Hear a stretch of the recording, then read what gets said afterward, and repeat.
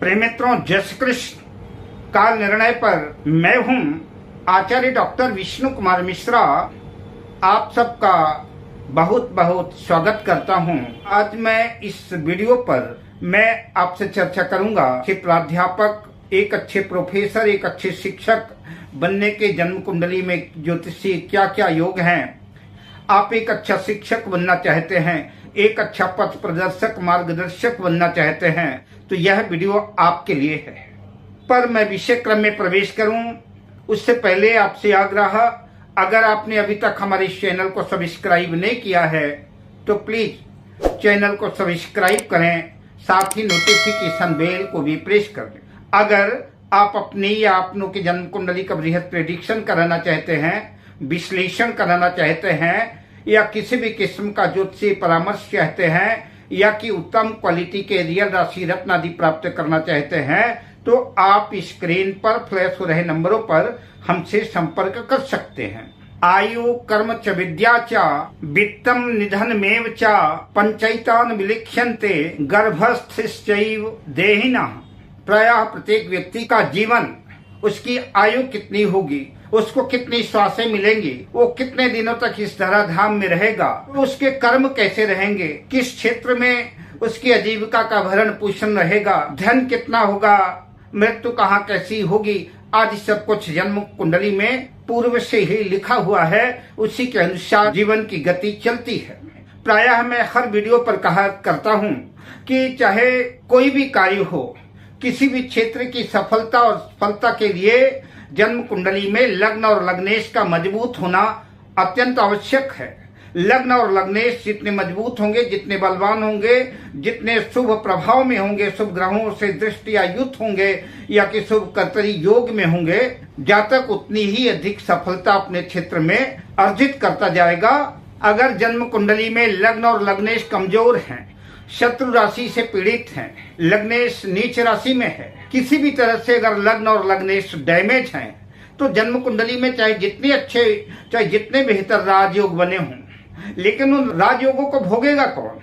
क्योंकि जो राजयोगों का भोगता है, जिसको राजयोगों का सुख प्राप्त करना है, वो तो बीमार है, वो तो पीड़ित है, वो तो कमजोर है। तो राजयोगों का भोक्ता लग्न है, तो इसलिए लग्न को मजबूत होना अत्यंत आवश्यक है। एक अच्छा पथ प्रदर्शक, एक अच्छा मार्गदर्शक, एक अच्छा प्राध्यापक, प्रोफेसर और एक अच्छा शिक्षक बनने के लिए जन्म कुंडली के पंचम भाव पर जो है शुभ ग्रहों का प्रभाव होना चाहिए, और पंचम भाव का स्वामी पंचमेश बलवान होना चाहिए। क्योंकि एक अच्छा शिक्षक बनने के लिए आवश्यक है कि शिक्षक बनने से पहले शिक्षा अर्जित की जाए, ज्ञान अर्जित किया जाए, आपकी उच्च शिक्षा कंप्लीट हो, और जब आपकी शिक्षा कंप्लीट होगी तभी तो जो है आप एक अच्छा शिक्षक बन पाएंगे।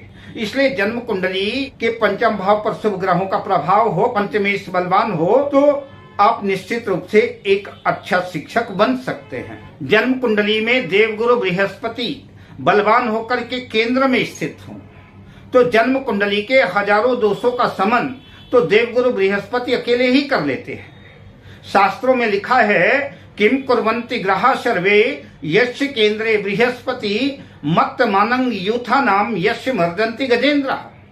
अगर जन्म कुंडली में देवगुरु बृहस्पति मजबूत हैं, बलवान हैं, और सारे ग्रह विपरीत हैं, अकेला एक गुरु अगर मजबूत है, केंद्र में है, तो निश्चित रूप से कहते हैं कि मत्त मानंग यूथा नाम यस्य मर्दन्ति गजेंद्र।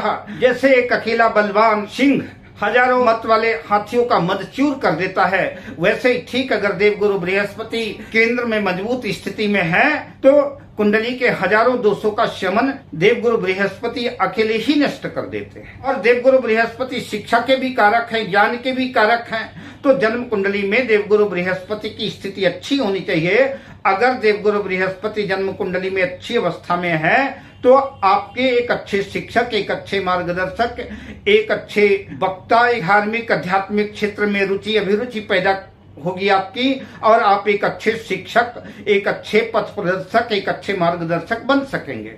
जन्म कुंडली में चंद्रमा की स्थिति भी अच्छी होनी चाहिए। चंद्रमा मनसो जाता है, चंद्रमा मन का कारक है। चंद्रमा जितना मजबूत होगा, जितना स्ट्रांग होगा, जितना बलवान होगा, जितना शुभ प्रभाव में होगा, आपका मन भी उतना एकाग्र होगा।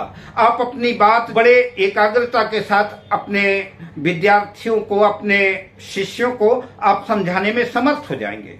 कई बार आपने देखा होगा कि एक शिक्षक ऐसा होता है कि एक ही चैप्टर को, एक ही विषय को बार बार पढ़ाता है, लेकिन विद्यार्थियों की, छात्रों की समझ में नहीं आता। लेकिन कोई एक ऐसा गुरु होता है जो अपनी बात को एक ही बार में समझाता है और विद्यार्थियों की आसानी से बात समझ में आ जाती है। आपका मन एकाग्र हो, आप अपनी बात को अपने छात्रों के बीच में अच्छी तरह से रख सकें, उसके लिए जन्म कुंडली में चंद्रमा की भी स्थिति अच्छी होना आवश्यक है। चंद्रमा वृष राशि में हो, कर्क राशि में हो, गुरु और शुक्र के प्रभाव में हो, तो निश्चित रूप से आपकी बुद्धि भी तेजस्वी, ओजस्वी होगी और आप जो है शिक्षा के क्षेत्र में सफलता अर्जित करेंगे। अतः चंद्रमा केंद्र त्रिकोण में शुभ भाव में शुभ ग्रहों से अगर दृष्ट है तो आप एक उच्चतम ज्ञान प्रतिभा संपन्न धार्मिक वक्ता, अद्भुत व्याख्यान देने वाले, अद्भुत विद्वान और कुशल शिक्षक बनेंगे।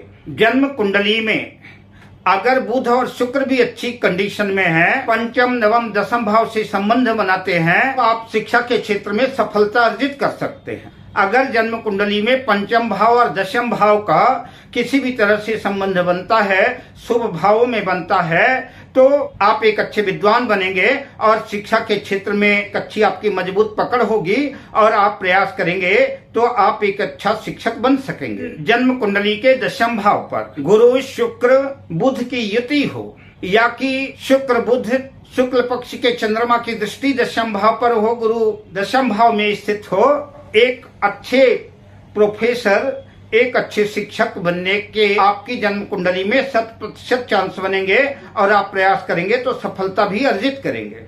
जन्म कुंडली के पंचम भाव पर सिंह राशि हो या कन्या राशि हो और बुधादित्य योग बना हुआ हो, सूर्य और बुध पंचम भाव में बैठे हो साथ में, किंतु बुध जो है सूर्य से अस्त ना हो और पंचम भाव स्थित बुध और सूर्य पर, तो अगर एकादश लाभ भाव पर गुरु स्थित है या कि शुक्र स्थित है या कि दोनों स्थित हैं, गुरु अगर लग्न में भी स्थित होगा तब भी अपनी पांचवी दृष्टि से जो है पंचम भाव को देखेगा।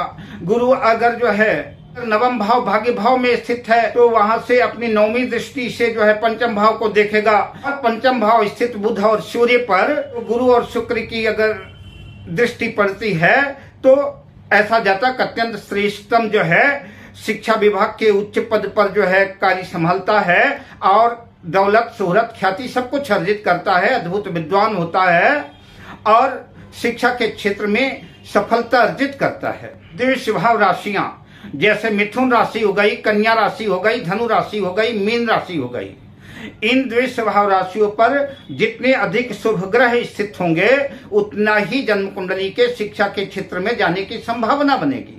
और अगर लग्न में दशम भाव में भी द्विष भाव राशियां हैं, उन द्विष भाव राशियों का स्वामी लग्न में या दशम भाव में अपने भाव में ही स्थित है तो आपके एक अच्छे शिक्षक बनने की संभावना बनेगी। नवमांश कुंडली में देवगुरु बृहस्पति जो केंद्र त्रिकोण या एकादश भाव में कहीं भी अगर कर्क राशि में स्थित हैं तो आप शिक्षा के क्षेत्र में अगर प्रयास करेंगे तो एक सफल शिक्षक बनेंगे।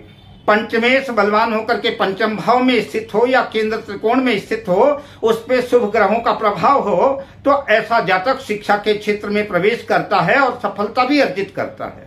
पंचमेश पंचम भाव का स्वामी और नवमेश नवम भाग्य भाव का स्वामी दोनों की युति जन्म कुंडली के पंचम भाव में हो और एकादश भाव में बुध, शुक्र, चंद्र और गुरु में से कोई भी एक ग्रह स्थित हो तो ऐसा जातक एक अच्छा शिक्षक बनता है।